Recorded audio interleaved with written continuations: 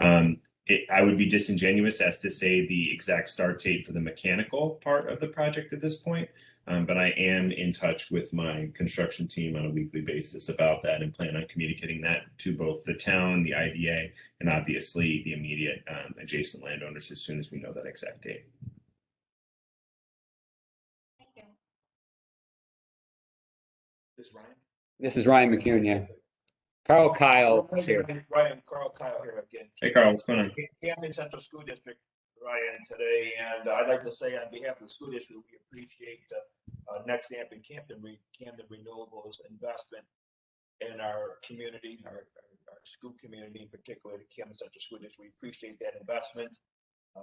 We appreciate this to be an opportunity for a win-win for your company and for the Camden Central School District as a whole, because your payments will support all of our students throughout the entire school district, which is not only the town of Camden, but Florence, Ansville, Vienna, and Costanza. And again, we appreciate your support and this opportunity for a win-win. One thing that I have a question about, Ryan, and I know you're working through logistics as far as construction goes, installation, and all the supply demand things you talked about. We haven't really seen any type of payment schedule that the school district might anticipate going forward. Is that out there somewhere as a draft and I just haven't seen it, or has it really not been developed? Or right. Can you share that with me, Ryan, or Mark, or anyone? Yeah, either Mark or myself certainly can. So it hasn't been shared, not out of any kind of disingenuous directive, but rather I'm a big believer that until the ink is dried on the paper, things are not real. So I don't want to misrepresent a payment structure that realistically will not be enacted until we have our final meetings with the IDA. With that said, under the understanding that we are talking about a preliminary structure, in our first meeting and largely based on the changes to the UTEP that the IDA had made in September of last year, we feel pretty good about where we are from a payment rate perspective. So I'd be happy to share that preliminary schedule with you. With the expectation, though, that we're going to be talking about year one, year two, so on and so forth. I'm not necessarily going to be able to say 2022, 2023, just because of some of that flux. With that said, we are hoping for, permission to operate from National Grid in 2023, or in 2022 or early 2023. And so that's dependent on the construction schedule, but that's where we think things are going to be happening. And as soon as, we flip the switch, those payments will be starting to all the jurisdictions in place. So Carl, I will happily share that schedule with you. Mark, I'll loop you in on there just to make sure I'm not out of step with anything the IDA is looking for.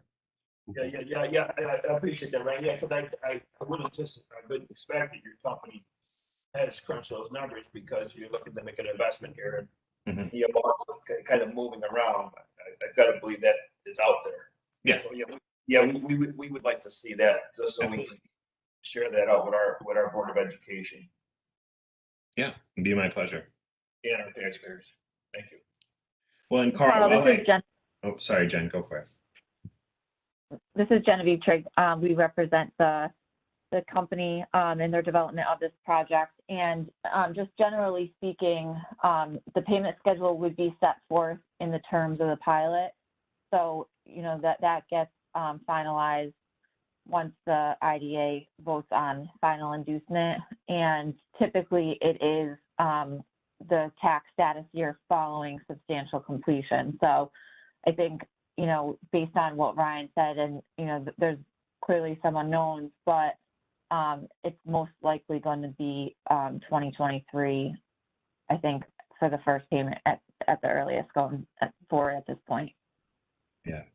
Even if we are able to get in there and crank, if we have a very mild winter, which I know the snowmobile happy communities up there would not wish for, but even if we did have a mild winter and it let us crank through, we're still very much beholden to National Grid's work schedule.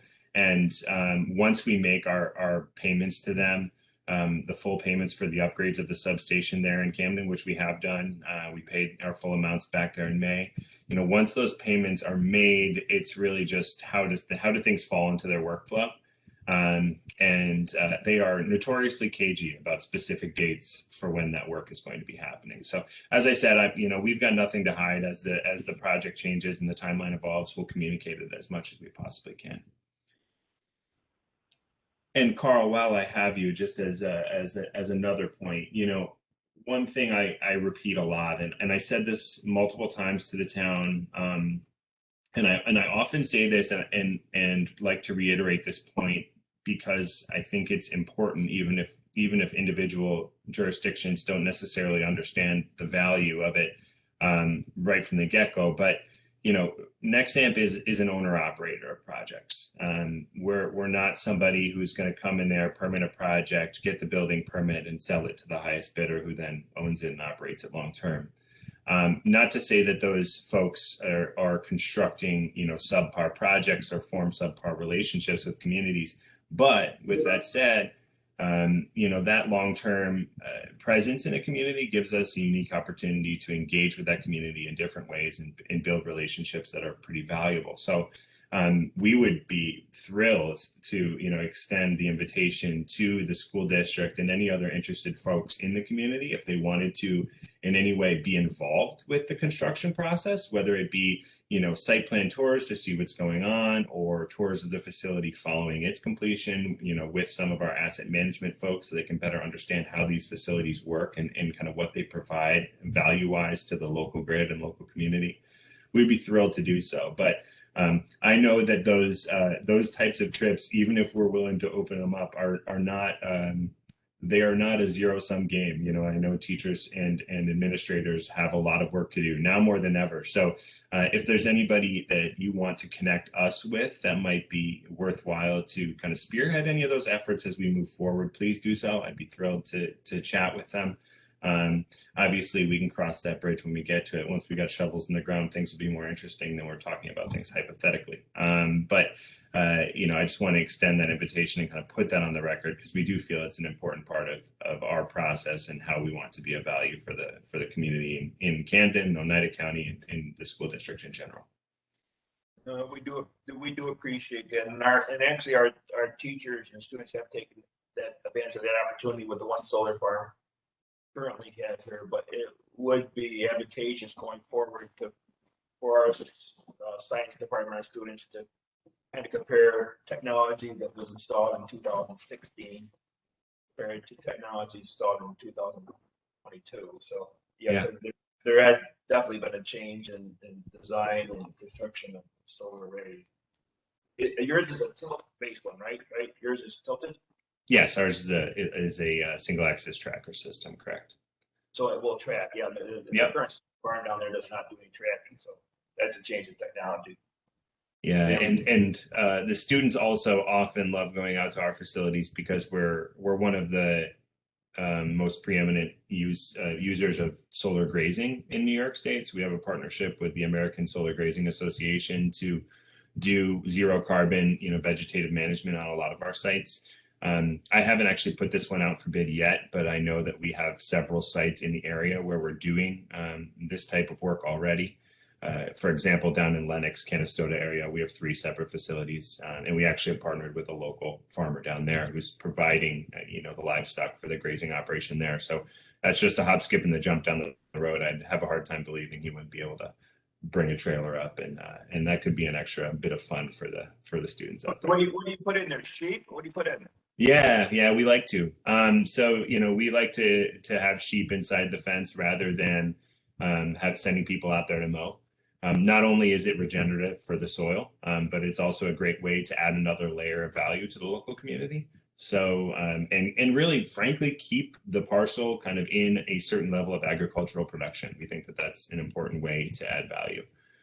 So that's something that we're rapidly expanding across the state. Generally speaking, our limitations are largely with suppliers rather than our demand. We have dozens and dozens of sites that are going to be coming online over the next couple of years where we would welcome, expansion of the grazing operations across the state. But, it's something that we find we find very advantageous for us for a lot of different reasons, because it kind of checks all of our boxes as far as engaging the local community. It's a zero carbon way to manage vegetation, obviously no pesticides, et cetera, and it tends to also be more pollinator friendly, which is good for farmers in the area. So we like to take that approach where we can.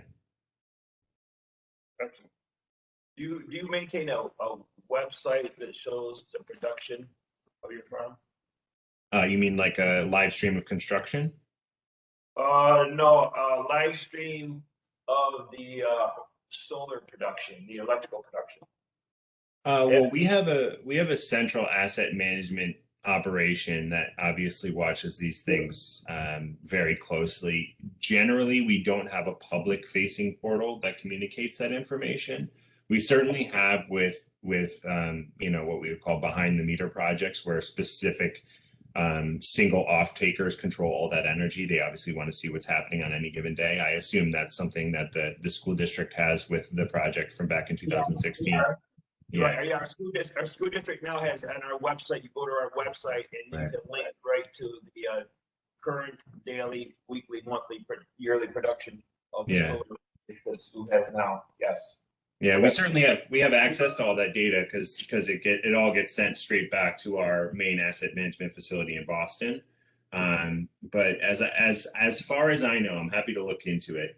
But as far as I know, we haven't maintained any public facing interfaces for specific community solar projects to this point. But I'd be happy to look into it. Would the school district anticipate getting their payments from next step out of Boston? Is that where bills you think going forward would be sent to? So the payments will be directed through the IDA. So our payments actually go to the IDA and they handle the disbursements. Yeah, our internal administrative staff will collect from them and then divvy it up among jurisdictions. So you'll be getting what our district has used in the past. We've had pilots with International Water over the years.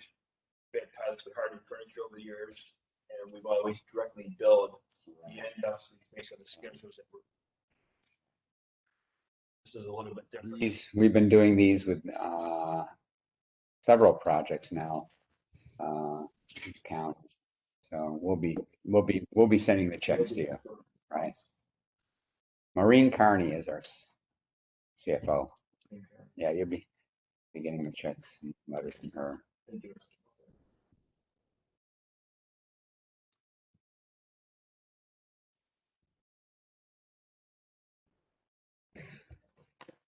Well, it is 10:31.